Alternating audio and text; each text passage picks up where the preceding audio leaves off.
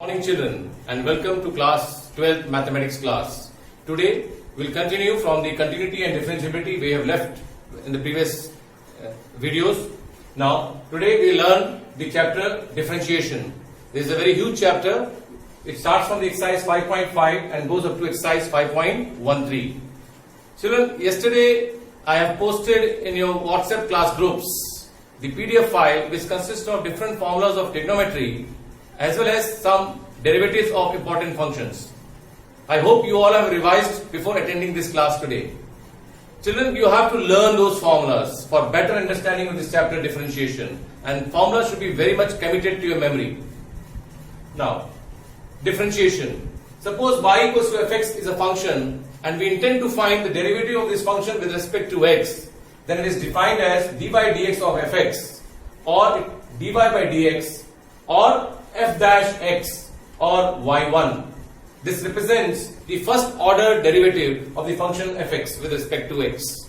Similarly, the second order derivative of fx with respect to x is dy by dx of dy by dx is equals to d square y upon dx square or f double dash x same as y2.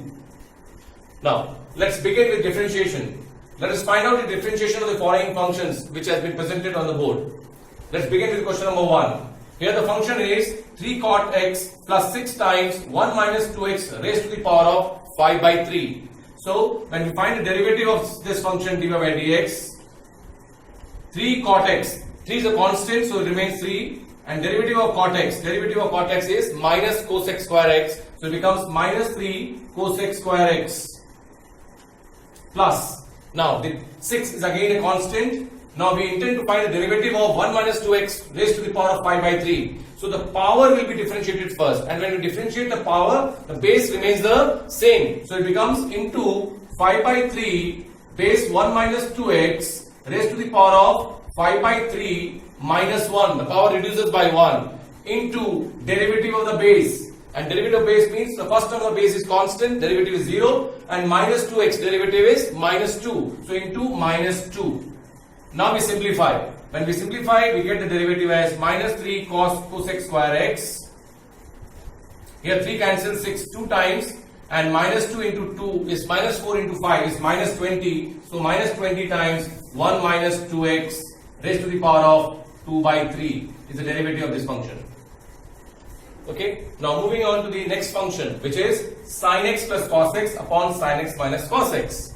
This is a form of numerator upon denominator. So, to find the derivative of this function, we shall be using the quotient rule. And what is the quotient rule? The quotient rule is that if you are finding dy dx of this function, it is defined as denominator times d by dx of numerator minus numerator d by dx of denominator whole upon square of denominator. Now, whenever you apply the quotient rule, it's better to find out the derivative of numerator and denominator first.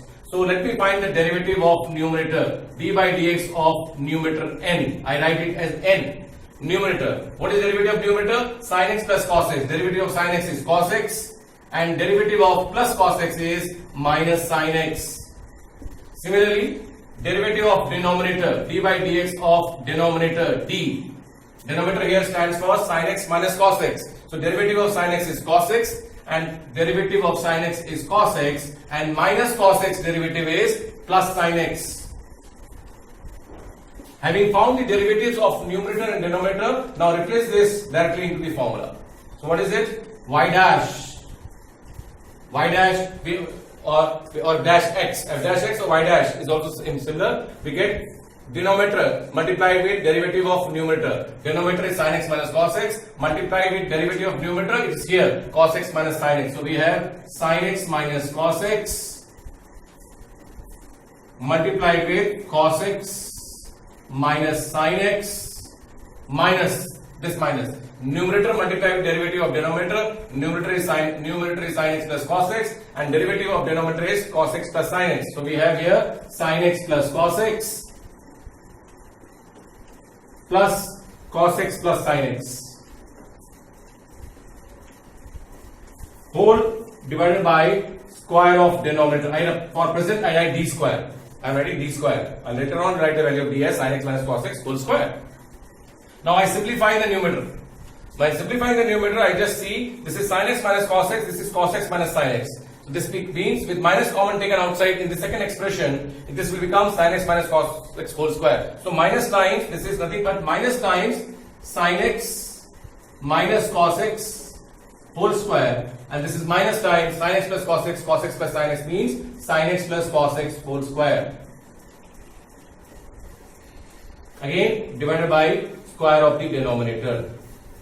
Now when I simplify the numerator by opening the brackets by expansion, we'll find this will turn out to be finally as minus 2 times sin square x plus cos square x divided by the denominator square, which is now I have to write sin x minus cos x whole square.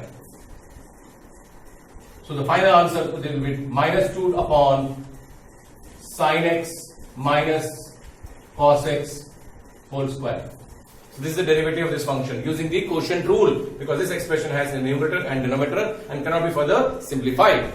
Okay. Now moving on to the third expression, which is sin x minus cos x and cos x minus sin x. So again here quotient rule has to be used. This is numerator, this is denominator. Now simplifying. So first we do, the formula is this to be used to find derivative. We find the numerator derivative d by dx of n I find first, and this is first numerator, sin x derivative is cos x, and there is a minus form, and this second function, look at the second function of numerator, it is x into cos x. That means the first function is also a function of x and second one is also a function of x. So we have to use what? Product rule, and since there is a minus before, so we put a bracket and find out the derivative of x cos x. It will be product rule, that is first function into derivative of cos x, which is minus sin x,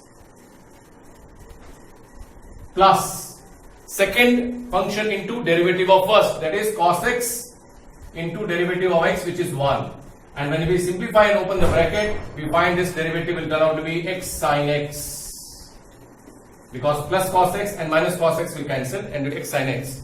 Similarly, when we find the d by dx of the denominator here, when we find the derivative of denominator, again we see the first function of denominator is again a product rule. So we apply product rule here, x into derivative of second, that is sin x is cos x, plus second into derivative of first, second is sin x, into derivative of x is 1, so sin x into 1, and then derivative of plus cos x, that is minus sin x. This and this cancels now, we get the derivative of denominator as x cos x. Now, we have to put these values in the formula. So we are going to put the values in the formula to find out the derivative of this function. Now, d by dx, it becomes, the first numerator is the denominator is x sin x plus cos x, so x sin x plus cos x multiplied with the derivative of numerator, which is x sin x. Okay, and then minus times numerator. So keeping the denominator here as x cos x, derivative of this denominator is x cos x, d by dx of denominator we have got as x cos x. We write here the numerator, which is sin x minus x cos x multiplied with derivative of denominator, which is x cos x, upon square of denominator. For the time being we write d square, and then we multiply and simplify the numerator, we get x square sin square x plus x sin x cos x. Similarly here, when you open up and multiply with minus x cos x, we are not multiplying with plus, we are multiplying with minus x cos x, these two terms. So we get x sin x cos x and plus x square cos square x upon square of denominator. And then when we simplify, we see this cancels here, and when these two functions which are left and the numerator are factorized, we're taking x square common, we left with sin square x plus cos square x, which is 1. So the final answer will turn out to be x square, that is 2x square upon the denominator will become, what is the denominator here? Sorry, not 2, it's only 1, sorry.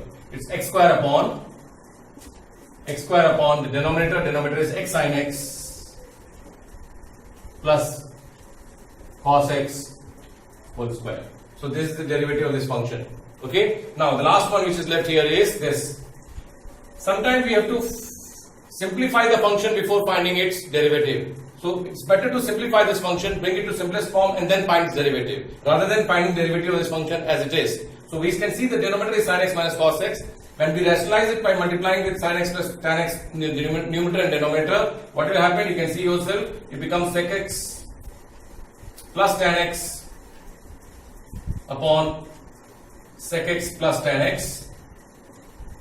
This will reduce to, the numerator will become sec x plus tan x whole square, and this denominator will become sec square x minus tan square x, which is the identity, which becomes 1. So this function will be reduced to sec x plus tan x. So y it will turn out to be, after rationalizing, it becomes sec x plus tan x, and then the derivative, that is dy by dx of this function, sec x derivative is sec x plus tan x, and tan x derivative is sec square x, and then simplifying with sec x as common, we left with tan x plus sec x. That is the derivative of this function. Okay.